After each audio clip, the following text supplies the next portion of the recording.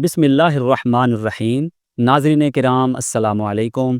زندگی میں بعض اوقات انسان ایسے معاشرے یا ماحول میں گھرا ہوتا ہے جہاں برائیاں پھیل چکی ہوتی ہیں اور شر پسند عناصر اسے نقصان پہنچانے کے لیے سرگرم ہوتے ہیں۔ ایسے میں صرف اپنی حفاظت کافی نہیں ہوتی بلکہ اپنے اہل و عیال کی سلامتی کی فکر بھی لازم ہوتی ہے۔ یہی کیفیت حضرت لوط علیہ السلام پر بھی تھی، اس لیے انہوں نے اللہ تعالیٰ سے اپنی فسادی قوم کے شر اور ان کے اعمال کے اثرات سے اللہ کی پناہ اور حفاظت طلب کی۔ شر پسندوں سے نجات کی دعا سماعت کیجیے۔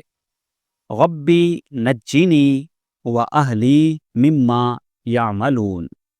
اب ہم اس دعا کو علامات، اردو اور بنیادی قواعد کے ذریعے سمجھنے کی کوشش کریں گے، لیکن یہاں بتاتا چلوں کہ نیلا رنگ اردو الفاظ کے لیے ہے، سبز رنگ اردو الفاظ سے ملتے جلتے الفاظ کے لیے ہے اور سرخ رنگ علامات کے لیے ہے، جبکہ سیاہ رنگ بقیہ الفاظ کے لیے ہے۔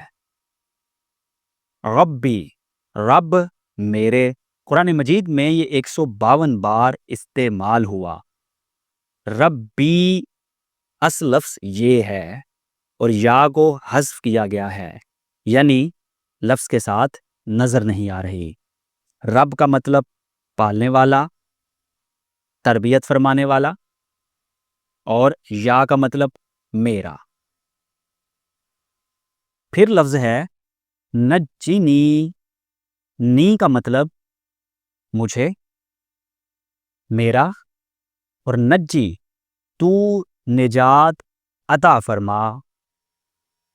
اصل میں یہ ہے نجی، یعنی اس کے آخر میں یا ہے اور اس کو بھی حذف کیا گیا ہے جس پر جزم ہے، جو فعل امر کی علامت ہے۔ مطلب ہوا نجات دے تو مجھے۔ قرآن مجید میں یہ تقریباً 6 بار استعمال ہوا۔ پھر لفظ ہے وا، یہ آپ کو معلوم ہے حرف عطف ہے، اس کا مطلب ہے اور۔ قرآن مجید میں تقریباً 9572 بار یہ حرف استعمال ہوا۔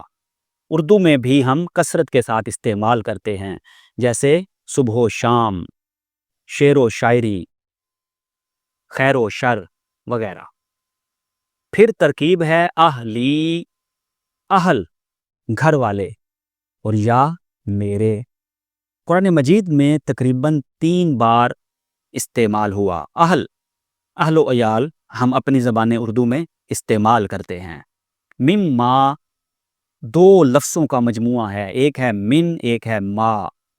من کا مطلب سے، قرآن مجید میں تقریباً 3887 بار آیا۔ ما کا مطلب جو، تقریباً قرآن مجید میں 107 بار آیا۔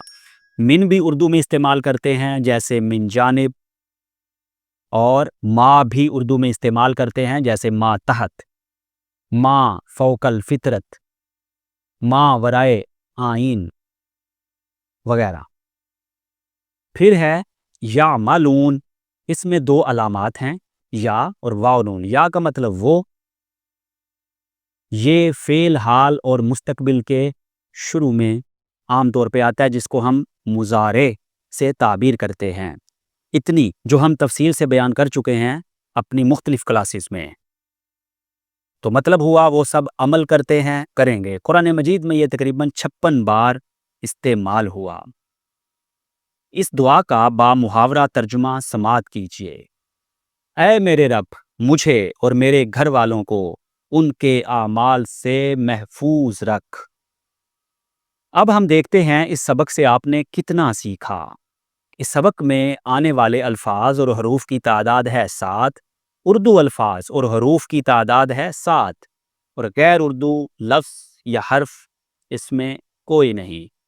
اور یہ 7 الفاظ یا حروف جو ہیں قرآن مجید میں تقریباً 13783 بار ذکر ہوئے ہیں۔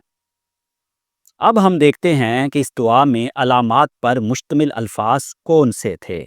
تو سب سے پہلے ربی، اس میں یا جو ہے بتایا حذف ہے، تو یہ علامت ہے میرے یا میری کی۔ نجینی میں 2 علامات آ گئی، ایک نجی جو اصل لفظ ہے، یا اور اس پر جزم، اور دوسری نی یعنی مجھے، یہ فعل امر کی علامت ہے اگر آخری حرف پر جزم ہو، جیسے نجی، تو اس کا مطلب ہوا تو ایک مذکر، یہ فعل امر ہے۔ اس کے بعد علامت والا لفظ ہے اہلی، اس میں علامت ہے یا، میرا اور میری کے مطلب میں۔ پھر ہے یعملون، اس میں دو علامات ہیں، یا اور واو نون۔ یا آپ کو پتہ ہے علامت ہے فعل حال و مستقبل یا فعل مضارع، یا جس کو ہم پریزنٹ اینڈ فیوچر کہتے ہیں۔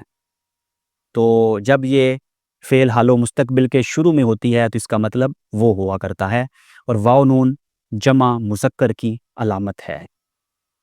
اس دعا کے متعلق چند تفسیری نکات سماعت کیجیے۔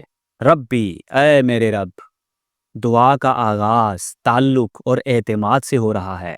نجینی، مجھے نجات دے، یعنی ظلم، گناہ اور ہلاکت خیز انجام سے بچا۔ وَأَہْلِی، اور میرے اہل و عیال کو بھی، کیونکہ انسان کی فکر صرف اپنی ذات تک محدود نہیں رہتی بلکہ اہل و عیال کی حفاظت بھی ضروری ہے۔ مما یعملون، ان کے برے اعمال سے، یعنی قوم کے شر، ان کے اعمال بد کے اثرات اور انجام سے۔ یہ دعا ہمیں سکھاتی ہے کہ صرف اپنی نہیں بلکہ اپنے اہل و عیال کی حفاظت کی بھی فکر کرنی چاہیے اور اس کے لیے اقدامات کرنے چاہیے۔ برائی کے ماحول میں سب سے بڑی ڈھال اللہ سے پناہ مانگنا ہے۔ اہل ایمان کا دل صرف اپنی نہیں بلکہ اپنی نسلوں کی سلامتی کے لیے بھی تڑپتا ہے۔ اللہ تعالیٰ سے دعا ہے کہ وہ ہم سب کی حفاظت فرمائے، ہمارے گھر بار کی حفاظت فرمائے اور ہمارے اہل و عیال کو ہر قسم کے شر اور شیطان سے محفوظ رکھے۔ آمین یا رب العالمین۔